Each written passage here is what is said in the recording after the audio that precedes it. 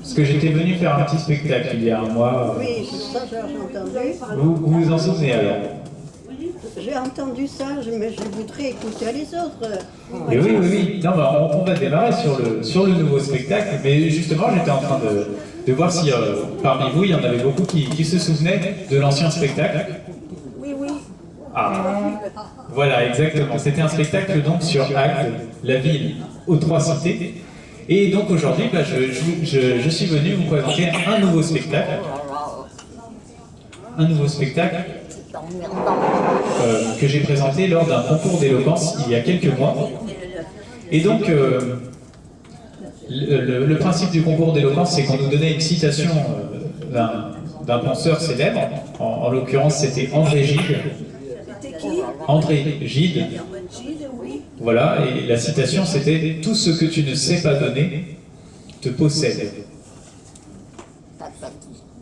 Voilà, et donc le principe c'était qu'on devait utiliser cette citation pour faire un spectacle et le mettre en scène. Et donc moi du coup j'ai pris cette citation et j'ai proposé un spectacle qui, pour le concours d'éloquence que je vais vous présenter aujourd'hui. Et donc dans ce spectacle, je prends les habits d'un personnage célèbre et j'espère que vous reconnaîtrez le costume. Un costume un petit peu estival. Donc je me mets dans les habits d'un prêtre. La presse, voilà. Voilà, donc j'ai la petite collerette. Et puis disons que c'est un prêtre de vacances. Donc, messieurs, dames, on va commencer le spectacle et je vais laisser place au prêtre.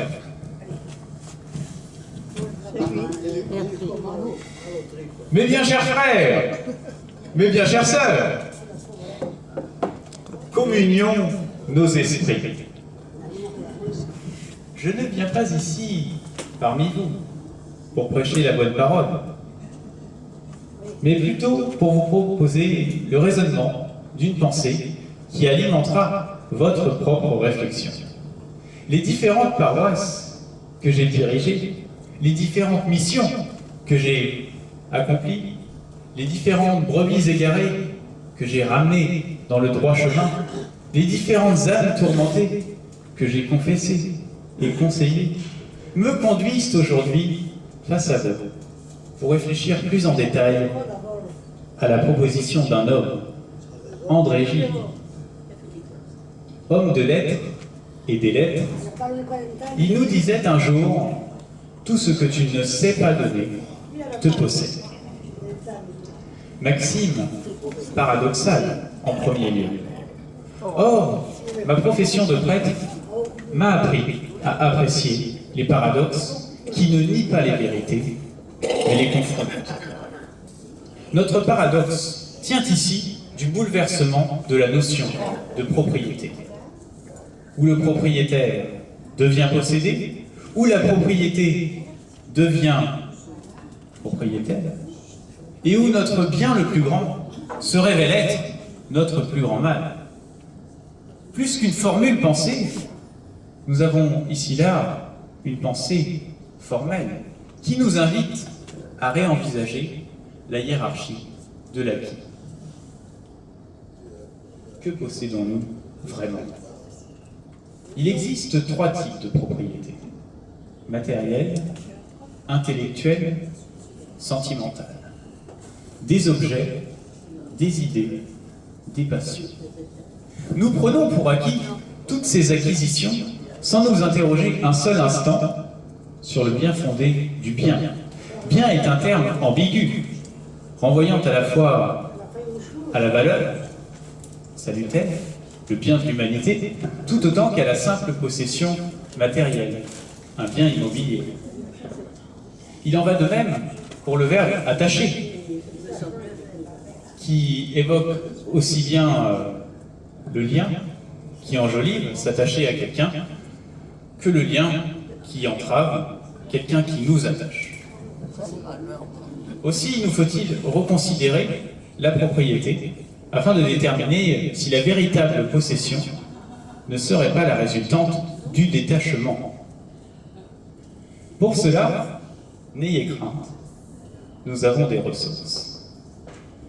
Et en tant que prêtre, je vais utiliser 3 exemples pour illustrer mon raisonnement.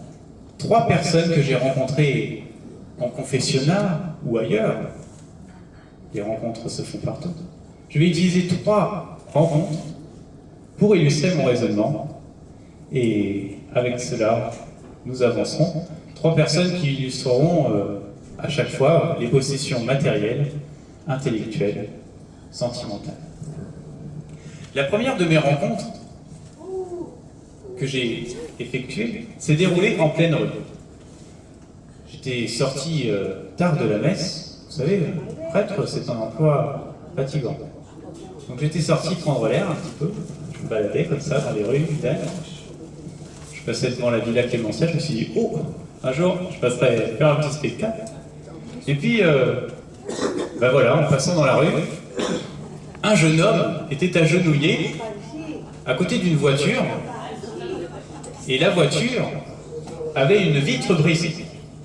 Et dans le sac du jeune homme, il y avait un rétroviseur, il y avait des bijoux, et il y avait un poste de radio qu'on trouve dans certaines papas mobiles. Vous l'avez bien deviné, le jeune homme qui était agenouillé était un brigand, possédé par l'acquisition de biens matériels. En plus de cela, il m'interpella. Mon père, méditez cette litanie. Passez votre chemin, ou votre chemin passera. Mon enfant, il n'est pas encore trop tard pour tout remettre en place. Hâtez-vous de réparer ce crime que rien ne justifie. Je me présente, Arsène, de Marne-la-Vallée. Face à votre question, je ne me déroberai pas. Appréciez l'exception. Figurez-vous que je mène une croisade contre les gens riches. J'applique à la lettre une maxime d'André Gide. Vous la connaissez, cette maxime? Tout ce que tu ne sais pas donner te possède. Eh bien, je rends service aux bourgeois en les dépossédant. Arsène, mon enfant, tu critiques un système que tu reproduis. S'il est vrai qu'il faut savoir se détacher des objets pour prouver sa supériorité par rapport à d'autres personnes telles que toi, ne doivent pas en profiter pour les acquérir malhonnêtement. Chacun doit faire ce travail de distanciation vis-à-vis de la possession. Toi-même es concerné. Arsène, n'es-tu pas au solde de la mode, au service des objets qui guident tes actions? Ne cours-tu pas sans cesse après les toutes dernières chaussures de sport, aux franchises célèbres comme Adidas? Ne recherches-tu pas sans cesse les objets toujours meilleurs et toujours plus dans le vent, comme les écouteurs de la marque Betz, dont le slogan est « À votre écoute que coûte ». Avant de critiquer les autres, applique-toi tes reproches. L'objet ne devient véritablement notre possession que s'il nous est possible de nous en détacher. C'est en sachant se passer d'une chose que l'on peut la surpasser. Aussi, reprends ton contrôle et sache que l'on s'essouffle à vouloir être dans le vent. Mon père, vos paroles sont aussi belles que mes actions, car figurez-vous que tout ce que je vole, je le donne aux bonnes œuvres. Alors là, ça vous embouche un coin. Et puis pour ce qui est de m'arrêter de voler, vous pouvez faire une croix dessus. Arsène, aussi belle que soit la cause, tu ne dois donner que ce qui t'appartient. Chacun doit faire ce travail. Je te l'ai déjà dit. Et il ne tient qu'à toi d'agir à ton échelle. Ne fais pas le choix pour les autres. Agir ou m'assagir, mon choix est déjà fait. Que voulez-vous? Une rencontre. est un échange, pas toujours une réussite. Alors la seconde rencontre dont je voudrais vous parler aujourd'hui, on a vu le problème matériel, mais il y a un autre sujet qui touche à la possession, c'est le problème intellectuel. Et finalement, la deuxième personne que j'ai rencontrée en tant que prêtre, c'était une scientifique qui était venue me voir et elle avait, disons, un souci important. Qu'elle le jette. Voilà. Et justement, la voilà. Mon père, Elle a tout bu. je vous implore au secours. Je m'appelle Isabelle Tic et suis sur le point de renoncer. Voilà bientôt 10 ans que mon équipe de chercheurs et moi-même sommes à la recherche d'un vaccin pour enrayer un virus extrêmement grave. Or, nous savons que si nous ne pouvons donner les composantes et les caractéristiques d'une maladie, celle-ci nous possède et nous détruit. Ne pas pouvoir trouver ce vaccin nous démoralise, d'autant plus que les derniers résultats sont extrêmement peu encourageants. Nos théories sont infirmées, nos espoirs sont enfermés, et l'abandon commun est affirmé. Mon père, je vous en supplie, cette situation m'obsède, je n'en dors plus. La nuit, je vois des éprouvettes et des microscopes passer devant mes yeux. Bref, le virus ne m'a pas contaminé, mais c'est tout comme.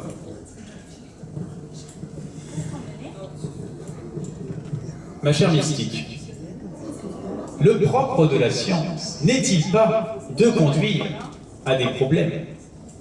Ils sont toujours plus difficiles et toujours plus complexes. Mais c'est là tout le défi de la connaissance. S'attaquer aux maladies est certainement le plus beau combat qui soit. C'est en effet la seule guerre où les armes employées sont des remèdes. C'est aussi le seul combat qui fera plus de victimes s'il n'est pas mené. C'est enfin l'affrontement de tous les hommes pour tous les hommes contre les fléaux bactériologiques. Tu ne dois pas renoncer à tes projets. Ils doivent te mener tel le souffle du progrès. Ta situation est certes malheureuse, elle n'en demeure pas moins glorieuse. Tu me dis faire face à des échecs. Mais là encore, il te faut positiver.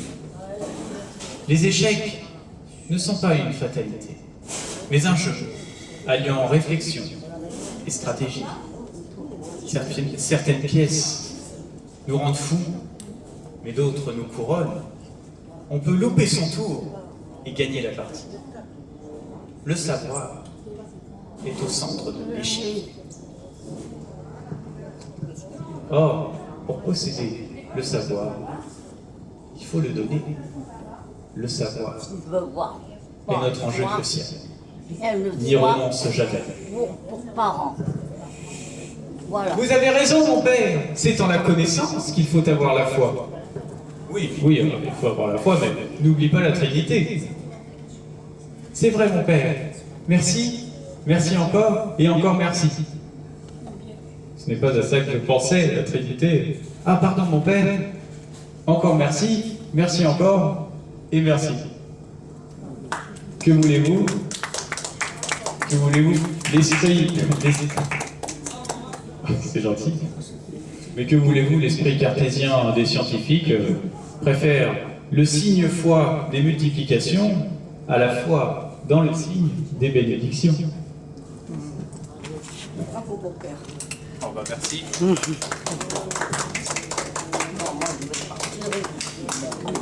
Alors, on va voir si vous avez bien suivi, parce qu'au début de ma petite intervention, je vous disais qu'il y avait 3 types de possession. On a vu la possession matérielle. Nous avons ensuite vu la possession intellectuelle. Mais il nous reste une possession à étudier, et c'est la possession Spirituel. sentimentale. Mais c'est pas mal, spirituel. Donc du coup, la troisième rencontre dont je voudrais C'est beau vous celui-là. parler aujourd'hui est une rencontre d'une personne qui était possédée par ses sentiments. C'était un homme d'une quarantaine d'années qui était venu me voir en confessionnat. Le pauvre homme semblait avoir perdu toute émotion, soupirant de ne plus l'être. Mon père, qu'ai-je donc fait pour ne pas être aimé? Depuis ma naissance, où je fus baptisé Bertrand Barré, je cherche l'amour partout, dans les rues de mon quartier, de ma ville, de mon pays, du monde entier, et même sur Internet désormais. Je n'ai jamais trouvé chaussure à mon pied. Personne ne m'aime, même personne.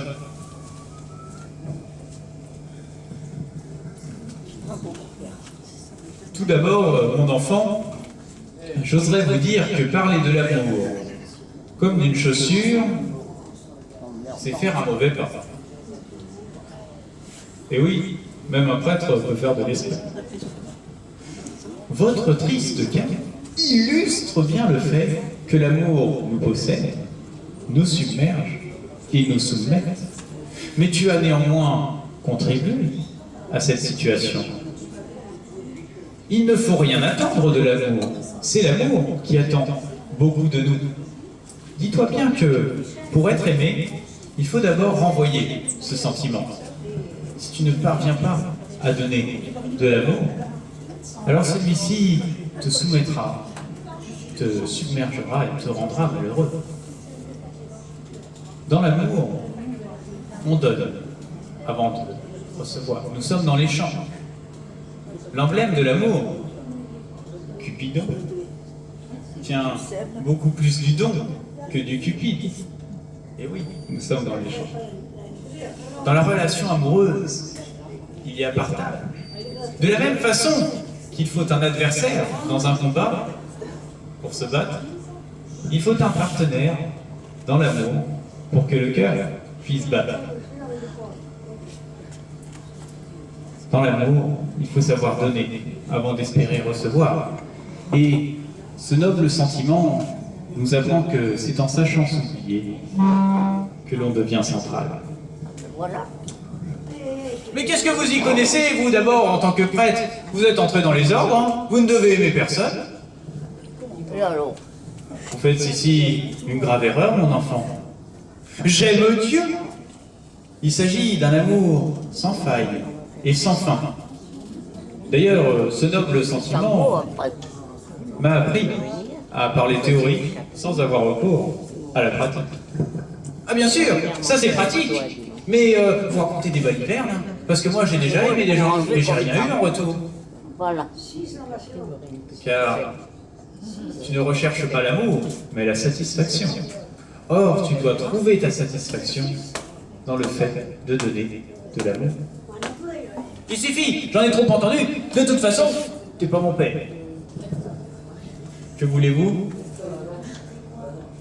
Que voulez-vous? Si l'amour donne des ailes, ce n'est pas pour rien. Et quelqu'un qui n'a pas d'amour ne vole jamais très haut. Nous avons rencontré aujourd'hui 3 personnes qui illustrent chacune à leur manière une possession du possesseur. Heureusement pour nous, ces exemples sont faits pour être utilisés et non reproduits. Revenons... oh, ciel, ciel, que le temps passe vite. Revenons à notre citation de départ. André Gide nous disait « Tout ce que tu ne sais pas donner te possède ». Eh bien, nous pouvons conclure sur une belle formule. Nos possessions sont révélées par la dépossession. De la même façon qu'on ressent l'amour en le perdant, on ressent la propriété en la donnant. Maxime de possession, leçon du possédant. La pleine maîtrise des choses est dans le détachement.